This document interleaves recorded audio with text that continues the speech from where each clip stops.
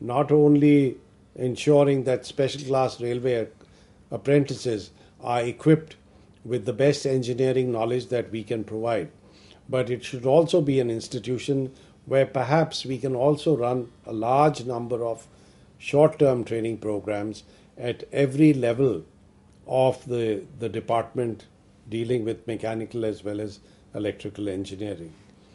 I believe that if we were to run short term training programs, then not only would we be able to create much better human capital in the railways at every stage of the system, but also ensure that there's a live feedback from those who are practitioners to those who are teaching some of these disciplines in the institute at Jamalpur. So, to sum up, what I would like to say is the following, and I'd like to conclude by giving you four specific points for your consideration. Firstly, I think we should look at the history of Jamalpur and see what it's been able to achieve. There is no getting away from the fact that this is an institution which has produced persons of enormous caliber and excellence who have clearly made a great difference to the running of the railways, to the expansion and modernization of the railways, and also several other sectors of the economy.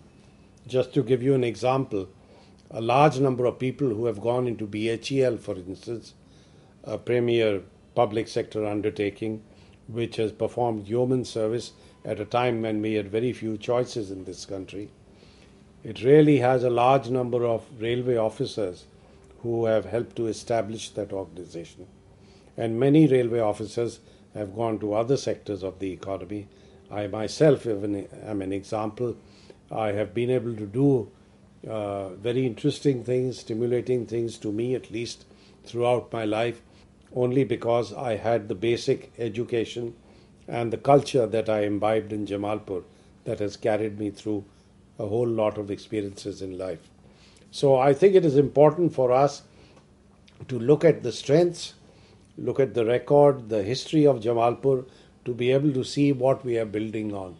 We have to understand the foundation before we build on it any further, and to make sure that whatever we conceptualize as the next stage of development is clearly well rested on the foundation that we have created. The second point that I'd like to make is the need to combine training with active and meaningful research. And here I know that we cannot possibly think in terms of converting Jamalpur into a hardware research and development kind of establishment, because presumably that's what our RDSO was set up for. But I think this could really become a place where you create capabilities and capacity to look at railway technology in its widest sense, not necessarily going into, say, the telecommunications or electronics business, except to the extent that it applies to mechanical and electrical engineering. But I think this could really become an establishment where we carry out research and development on traction technology, on rolling stock technology, and this, of course, will have to be done by keeping abreast of developments all over the world. And I think a large part of the evaluation, appraisal, and research that we carry out over there should also have a policy dimension, so that we're able to provide policy advice to every section of society, and particularly to decision makers in New Delhi, and of course within the railways themselves, to be able to see that we clearly come up with a direction and a vision of how technology must move in the future. The third point that I'd like to make is with respect to the need for bringing about training of practicing managers on the railways. It is critically important that we refurbish and we revive the knowledge of those who are in positions of decision making at different levels of the railway establishment. It is not enough to just carry out training at Jamalpur in the initial stages and expect that people will learn throughout on their own. And I think the Railway Staff College, from where you have the leader of the institution as chief guest today, is certainly a very good institution that provides you with general management and other aspects of knowledge which is critical to the railways. But I think on a technology based arrangement, I think what you really need is an institution like Jamalpur that could carry out post experience training at different levels of the organization.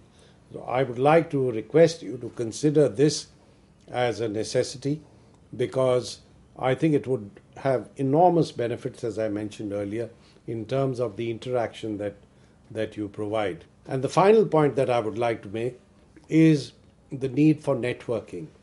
You cannot have institutions today living in isolation. It's not necessary that you link up with the IITs, it's not necessary that you link up with other railway institutions, but I would say that it is extremely important for Jamalpur to have MOUs, to have agreements with institutions in other countries. And I think if we were to do that, then you would be kept fully abreast of developments all over the world. I've seen the way the railway system in China has been transformed. The first time I went to that country was in 1981. And the railways over there were firstly much, much smaller, and they were in an abysmal state of disrepair. But look at them now. They are clearly one of the best railway systems in the world, and certainly one of the fastest. And they brought about this transformation in such a short period of time. There are several other establishments. You've got CNRS, you've got the Japanese railway system. They have think tanks, they have got institutions where technology is being developed and assessed. And therefore, I would say that networking of Jamalpur with institutions across the world is critically important. So my plea and my advice would be for the leadership of the railways, and certainly the leadership of the institution in Jamalpur, to come up with a blueprint that is visionary, that is forward-looking, and that embraces all these four areas, which I think will not only help strengthen the institution, but enable it to provide service to society and to India far beyond what we have been able to achieve so far. And I think we have to keep up with challenges. The challenges ahead are enormous and growing very rapidly. And I have no doubt, with the strengths, with the history, with the tradition that Jamalpur has, IRIMEE will be able to rise to the occasion and really perform yeoman service for Indian society in the years ahead. Once again, I offer my deep regrets for not being present with you physically, but thank you very much for giving me this opportunity to speak to you. This, at least to a minuscule extent, allows me to reduce my carbon footprint, which in any case is elephantine and it's growing every day. However, I shall come to Jamalpur very soon. I hope on Club Day next year, if possible. Thank you very much indeed.